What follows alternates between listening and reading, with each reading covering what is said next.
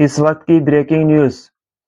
आपके स्क्रीन पर ये जो चाचा नज़र आ रहे हैं, ये चाचा रज़ब तैयब एर्दोगन है, तुर्की के राष्ट्रपति। और ये मुसलमानों के खलीफा बने हुए थे पिछले कहीं टाइम से। और ये पता नहीं पिछले 1 साल से ये चाचा लापता हो गए।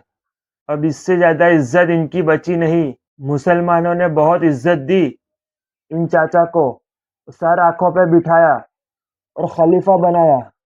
इनकी औकात क्या है पिछले 1 साल में, आप सभी लोगों को पता है और देख भी चुके होंगे। बार-बार मैं इनकी बात इसलिए करता हूँ क्योंकि ये हर रोज़ ऐसे बयान देते हैं, जिसको सुनने के बाद बहुत गुस्सा आता है।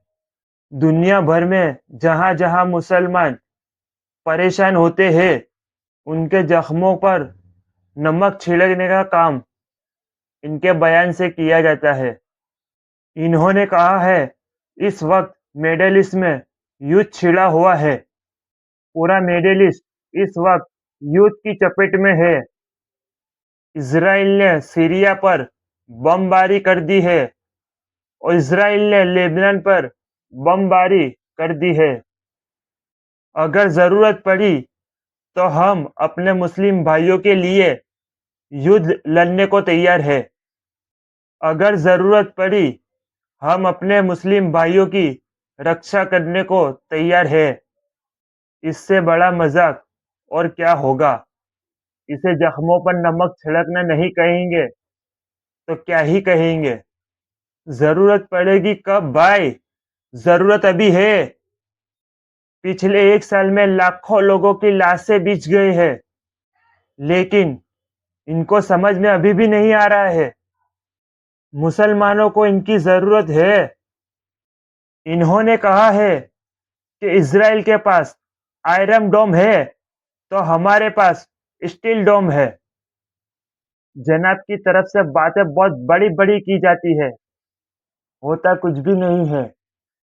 दोस्तों, ये कोई मेरी अपनी पर्सनल बात नहीं है, इनके बयान में ही कहीं न कहीं से निकल कर सामने आ ही जाता है, तो ही हम आपके सामने रखते हैं। ये बयान कहाँ देते हैं, इन्हें बैठकर देखिए।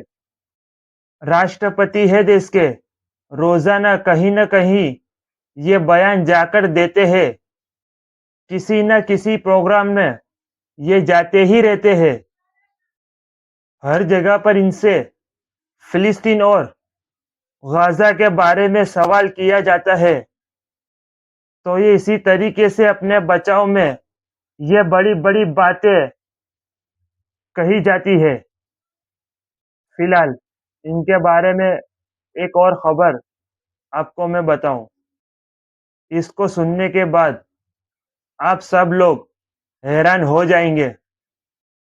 तुर्की और इज़राइल के रिश्ते बहुत गहरे हैं। दुनिया पहले से जानती है, इनके गहरे रिश्ते आज भी कायम है। कारोबार लगातार चल रहा है, ये चाहे जितना भी कहते रहे।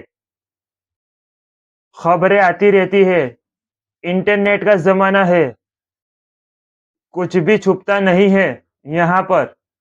इज़राइल के अंदर बहुत सारे तुर्की के नागरिक नागरिकता लेकर रहते भी हैं।